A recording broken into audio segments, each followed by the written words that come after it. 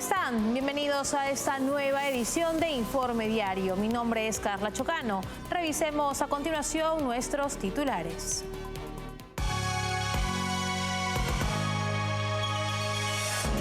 En Venezuela, María Corina Machado afirmó que cada mesa de votación tendrá testigos ante posibles manipulaciones de la dictadura. En Estados Unidos, este jueves se llevará a cabo el primer debate presidencial entre el actual presidente Joe Biden y el candidato republicano Donald Trump. La Unión Europea ha dado inicio a las negociaciones de adhesión con Ucrania y Moldavia, 2 años después de concederles el estatus de países candidatos a ingresar en el bloque. Rusia anunció la prohibición de la emisión y el acceso por Internet a 81 medios de comunicación europeos desde su territorio, en un claro intento de controlar la narrativa y limitar el acceso a información que pueda contradecir la versión oficial del Kremlin sobre la situación en Ucrania.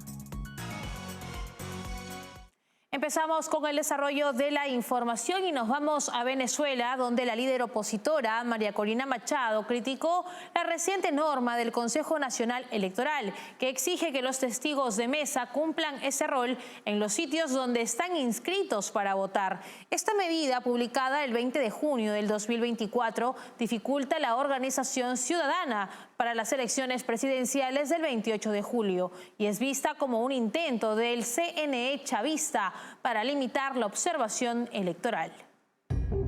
En Venezuela, la líder opositora María Corina Machado se pronunció en contra de la reciente norma aprobada por el Consejo Nacional Electoral de Venezuela, que exige a los testigos de mesa cumplir ese rol en los mismos sitios donde están inscritos para votar, generando una fuerte polémica.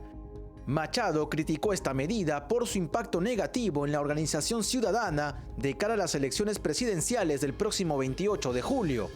El CNE publicó en su Gaceta Electoral del 20 de junio del 2024 las normas y procedimientos para otorgar las credenciales a los testigos electorales. Entre los nuevos criterios se incluye que los testigos de mesa electoral deberán estar inscritos en el centro de votación en el cual se halle localizada la mesa electoral correspondiente. Esta es la primera vez que se impone una medida de este tipo en unas elecciones venezolanas. El anuncio de esta nueva norma, a menos de una semana de que comience el proceso de acreditación de testigos de mesa, presenta un desafío significativo para la Plataforma Unitaria Democrática. Esta coalición debe ahora revisar y reorganizar a sus testigos de mesa para asegurarse de que puedan cumplir con los nuevos requisitos del CNE, lo que podría dificultar su capacidad para supervisar adecuadamente el proceso electoral. Esta nueva medida ha sido vista como un intento del Consejo Nacional Electoral, alineado con Nicolás Maduro, para limitar la efectividad de la observación electoral y socavar la transparencia del proceso. La imposición de esta nueva norma en un plazo tan corto añade más complicaciones a un proceso ya cuestionado por la oposición y la comunidad internacional, aumentando las sospechas sobre la equidad y legitimidad de las próximas elecciones. Y el panel de expertos electorales de la ONU estará presente en las elecciones presidenciales de Venezuela el 28 de julio, aunque su informe final será confidencial y solo contendrá recomendaciones para futuros comicios. La ONU aceptó la invitación del Consejo Nacional Electoral, controlado por el chavismo, tras una evaluación técnica. Esta confirmación se produce después de que el CNE anulara la invitación a la misión de observación de la Unión Europea, generando dudas sobre la transparencia del proceso electoral.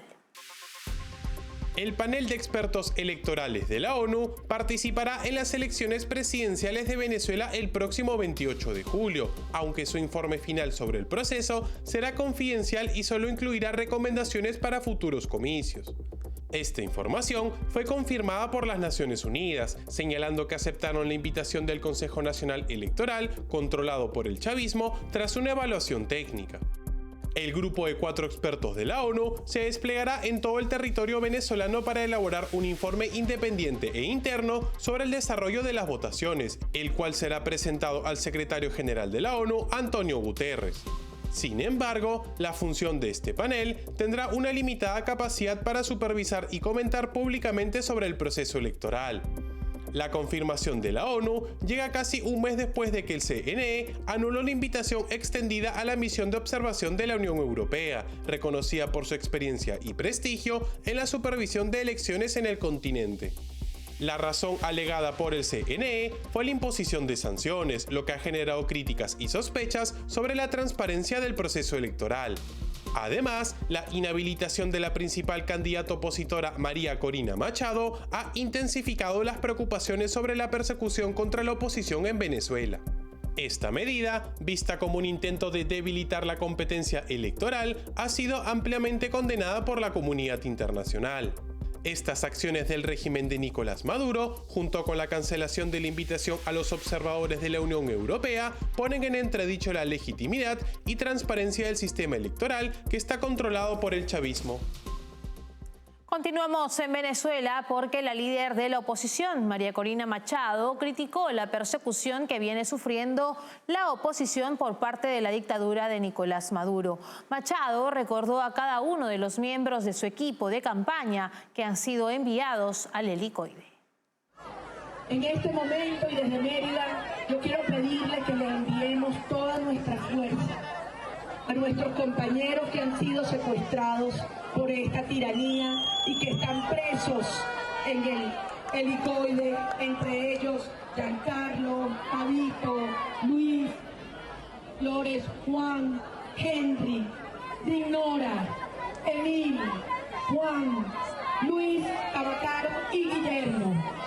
Sobre todo aquellos jóvenes que recientemente simplemente participado en actividades vinculadas a la campaña y que también han perseguido o maltratado. A nuestros 6 compañeros que están asilados bajo la protección de Argentina y a todos aquellos que hoy pretenden silenciar y callar. Esto que estamos haciendo aquí hoy es la demostración que no hay ataque que nos inflijan que nos vaya a detener. Por el contrario, si nos quitan a uno, van a venir 50, 100, 1000 ocupados.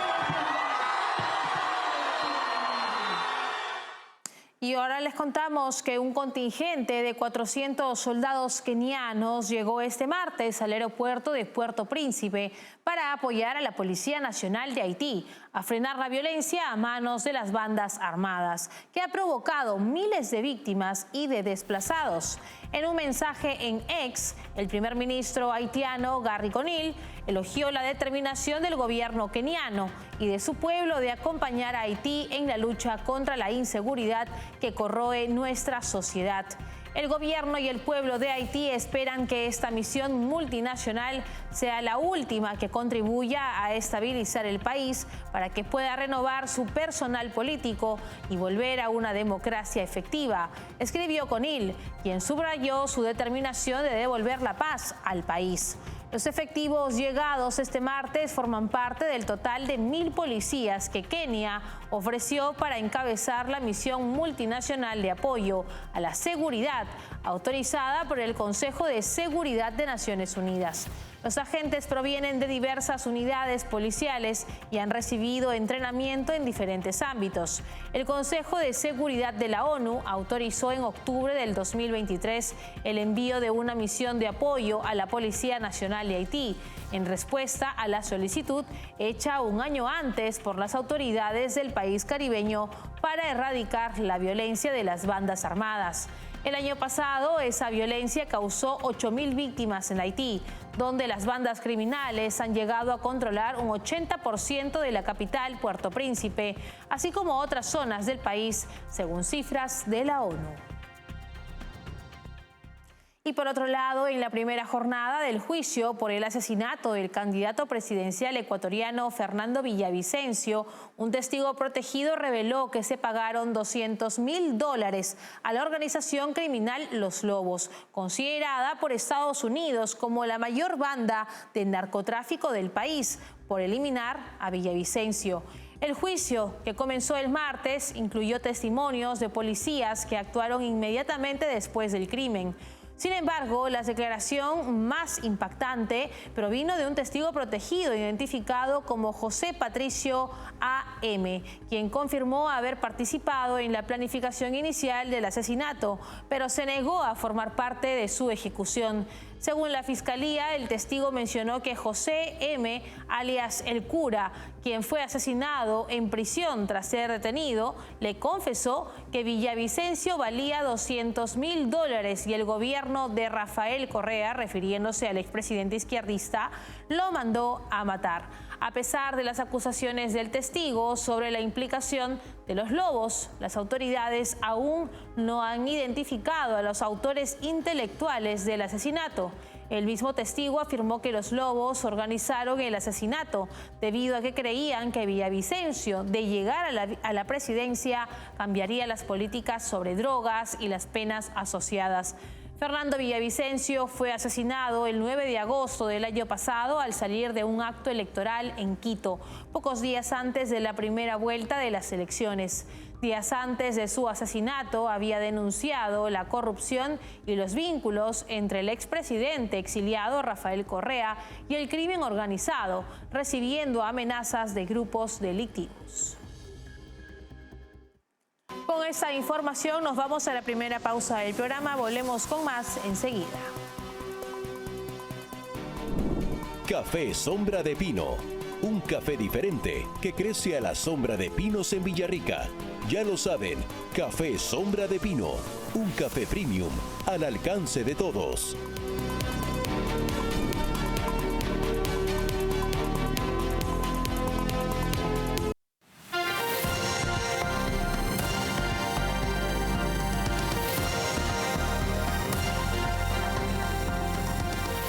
Estamos de regreso en Informe Diario. Nos vamos ahora a Estados Unidos, donde se celebrará el 27 de junio el primer debate presidencial entre Joe Biden y Donald Trump, sin público presente y con micrófonos desactivables. El evento durará 1 hora y media. Las encuestas por ahora muestran que los votantes consideran crucial la crisis migratoria en la frontera con México, mal gestionada por Biden, con cifras récord de cruces ilegales. La economía también es un punto débil, con alta inflación afectando a los hogares. Además, se cuestiona la salud mental de Biden debido a sus deslices públicos.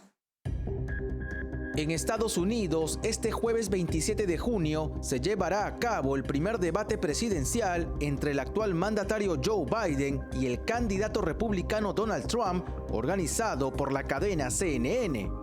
El evento, que será en Atlanta, Georgia, durará 1 hora y media, sin público presente y con micrófonos desactivables.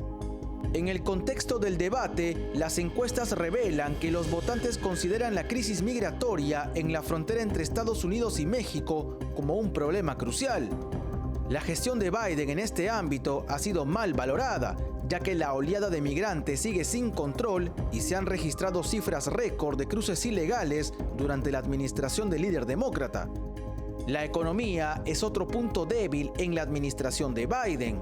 La inflación persistentemente alta ha afectado negativamente a los hogares estadounidenses, generando descontento y preocupación entre los votantes. La percepción general es que Biden no ha manejado adecuadamente la economía, agravando la situación de muchos ciudadanos. En relación a la política exterior, se criticó la retirada desordenada de Afganistán, que dejó a muchos en situación vulnerable y deterioró la imagen de Estados Unidos a nivel global. Asimismo, la gestión de la guerra entre Israel y el grupo terrorista Hamas ha sido criticada por no haber abordado efectivamente el conflicto. Por otro lado, la salud mental de Biden ha sido objeto de debate y preocupación. Sus frecuentes lapsos y errores en discursos públicos han llevado a muchos a cuestionar su capacidad para liderar el país de manera efectiva. Y atención porque este martes Rusia anunció la prohibición de la emisión y el acceso por Internet a 81 medios de comunicación europeos desde su territorio. La medida responde a las restricciones adoptadas el pasado 17 de mayo por el Consejo de la Unión Europea contra 3 medios rusos, la agencia RIA Novosti y los diarios Izvestia y Rossiyskaya Gazeta, que entraron en vigor hoy. Entre los medios afectados se encuentran importantes cabeceras y canales de televisión, los diarios alemanes Die Zeit y la revista Der Spiegel, los italianos El Stampa y El Repubblica, el portugués Público, los franceses Le Monde y Liberación están en esta lista. También se incluyen canales de televisión como la italiana RAI, los franceses El Sí y Arte, la irlandesa RTE, la portuguesa RTP Internacional y la austriaca ORF, además de la emisora Radio France. Las agencias de noticias también se ven afectadas, incluyendo a EFE, la francesa Agence France Presse y Agence Europe. Esta decisión de Rusia es un claro intento de controlar la narrativa y limitar el acceso a información que pueda contradecir la versión oficial del Kremlin sobre la situación en Ucrania. La censura impuesta refuerza la represión contra la libertad de prensa y la libre circulación de información, impidiendo a los ciudadanos rusos acceder a una perspectiva diversa y crítica de los acontecimientos actuales. Esta medida no solo afecta a los medios de comunicación europeos, sino que también socava los principios democráticos y la transparencia informativa. Y la Unión Europea ha iniciado negociaciones de adhesión con Ucrania y Moldavia, 2 años después de concederles el estatus de países candidatos. Este proceso, impulsado por la invasión rusa, se enfoca en el interés geoestratégico de la UE y la necesidad de expansión tras casi 20 años. Se prevé que la incorporación de nuevos miembros podría concretarse en el 2030, aunque el camino requerirá reformas sustanciales y la unanimidad de los Estados miembros. La Unión Europea ha dado inicio este martes a las negociaciones de adhesión con Ucrania y Moldavia, 2 años después de concederles el estatus de países candidatos a ingresar en el bloque. Este proceso se desarrolla en un contexto marcado por la invasión de Rusia, que ha impulsado el interés geoestratégico de la Unión Europea por la ampliación. La guerra ha reavivado la necesidad de la Unión Europea de expandirse, un proceso que había estado congelado durante casi 20 años desde la gran incorporación de los países del este en el 2004 y 2007. Ucrania solicitó su adhesión a la Unión Europea apenas 4 días después del inicio de la guerra, el 28 de febrero del 2022, y Moldavia siguió sus pasos el 3 de marzo del mismo año. En tiempo récord, los 27 países que conforman el bloque aceptaron su candidatura 4 meses después, influenciados por la guerra que la Unión Europea percibe también como una amenaza para su propia seguridad. El presidente del Consejo Europeo, Charles Michel, ha fijado como horizonte el año 2030 para la incorporación de nuevos miembros a la Unión Europea. Sin embargo, esta ambición no es compartida ampliamente en Bruselas. Tras la primera ronda de negociaciones, la Comisión Europea evaluará la legislación de Ucrania y Moldavia para exigirles las reformas necesarias en cada uno de los 33 capítulos que conforman la adhesión, abarcando desde el respeto al Estado de Derecho hasta el funcionamiento de la economía y los derechos de los consumidores. La apertura de cada capítulo requerirá unanimidad de los Estados miembros en un proceso que es reversible, ya que la Unión Europea puede decidir reabrir capítulos cerrados previamente si considera que no se están cumpliendo las reformas exigidas. La presidenta de la Comisión Europea, Ursula von der Leyen, ha advertido que será un camino difícil, mientras que Charles Michel insistió en que Kiev y Chisinau deberán realizar reformas sustanciales.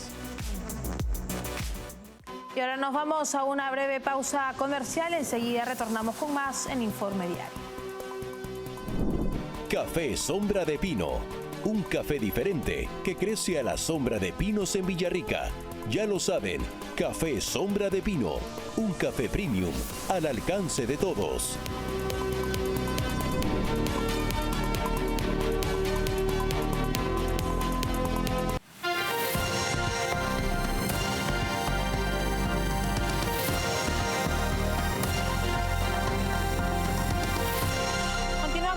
esta edición de Informe Diario. El gobierno de Kenia desplegó al ejército para enfrentar las protestas contra un proyecto de ley de subidas fiscales que ha provocado un asalto al Parlamento en Nairobi y al menos 17 muertos en enfrentamientos entre manifestantes y la policía. Las protestas, inicialmente pacíficas, degeneraron en violencia tras la aprobación preliminar del proyecto de la Ley de Finanzas de 2024 que busca recaudar 2.700 millones de dólares en impuestos adicionales. Los manifestantes argumentan que estas medidas fiscales empujan a la población a la pobreza.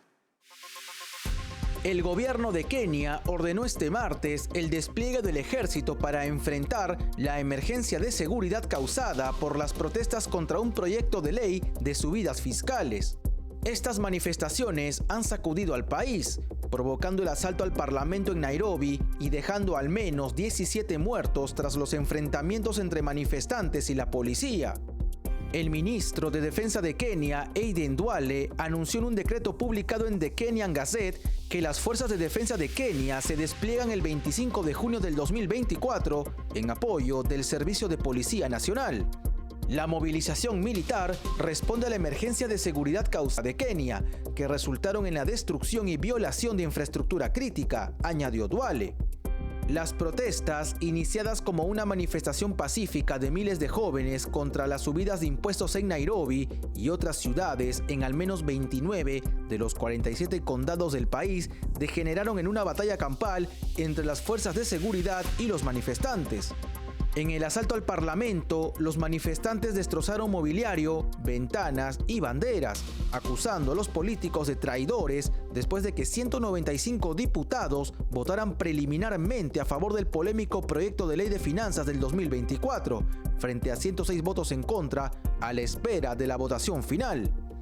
Con esta norma, el gobierno pretende recaudar 2.700 millones de dólares en impuestos adicionales para reducir el déficit presupuestario y el endeudamiento estatal. Sin embargo, los manifestantes antigubernamentales sostienen que estas medidas fiscales empujan a la pobreza a la población.